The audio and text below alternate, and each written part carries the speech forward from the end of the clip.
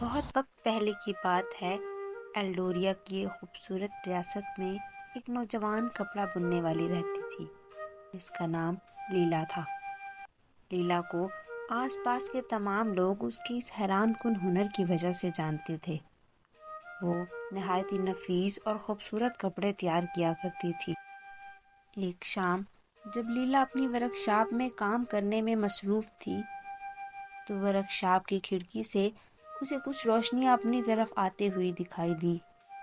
ایک لمحے کو وہ ڈری، لیکن جب وہ روشنیاں اس کے قریب آئیں تو دراصل وہ کچھ پریاں تھیں جنہوں نے نہایت ہی پیار اور محبت کے ساتھ لیلا کو مخاطب کیا اور اسے بتایا کہ ہماری ملکہ نے اسے اپنے پاس بلا بھیجا ہے کیونکہ ہماری ملکہ کو تمہارے کپڑے بے حد پسند آئے ہیں اور اسی وجہ سے وہ چاہتی ہیں کہ اس دفعہ ان کا کپڑا تم تیار کرو۔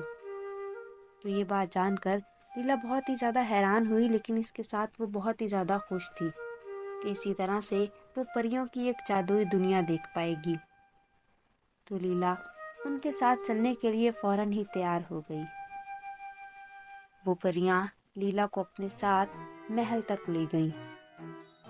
لیلا جب وہاں پہنچی تو وہاں پر اس کی ملاقات ان کی ملکہ سیلیسٹیا سے ہوئی، جو کہ ایک نہایت ہی خوبصورت پری تھی۔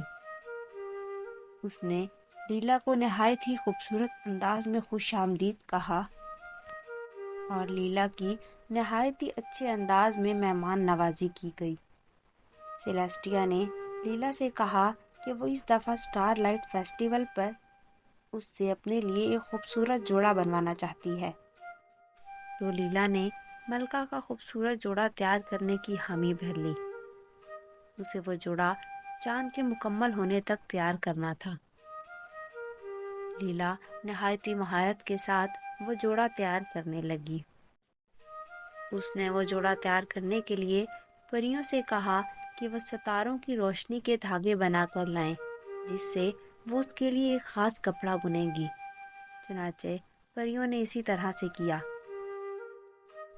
لیلا جب ستاروں کی روشنی کے بنے ہوئے دھاگے سے وہ کپڑا بن چکی تو اس نے نہایت ہی اعلیٰ قسم کے ہیروں کا استعمال کیا، جس سے اس نے اس لباس کی شان و شوکت میں مزید اضافہ کر دیا۔ اور آخر کار وہ دن آن پہنچا۔ پورے چاند کی رات کو ملکہ کی پریاں اس سے کپڑے لینے کے لیے آئی۔ جب وہ جوڑا ملکہ کو پیش کیا گیا تو ملکہ کو بہت ہی زیادہ پسند آیا۔ اس سوٹ کی چمک دمک نے ملکہ کو اور بھی زیادہ حسین اور خوبصورت کر دیا۔ ملکہ لیلا کے کام سے بہت ہی زیادہ خوش ہوئی اور اس نے لیلا کو بے تحاشا تحائف کے ساتھ رخصت کیا۔ اس کے ساتھ ساتھ ملکہ نے اسے ایک جادوئی پتھر بھی دیا، جس کے ذریعے سے وہ جب چاہے گی ان پریوں کے ساتھ بات چیت کر سکے گی اور اس کے ساتھ ساتھ وہ پریوں کی اس جادوئی دنیا کو کسی بھی وقت دیکھ پائے گی۔ لیلا اور پریوں کے درمیان میں اب ایک بہت ہی گہرا تعلق بن چکا تھا۔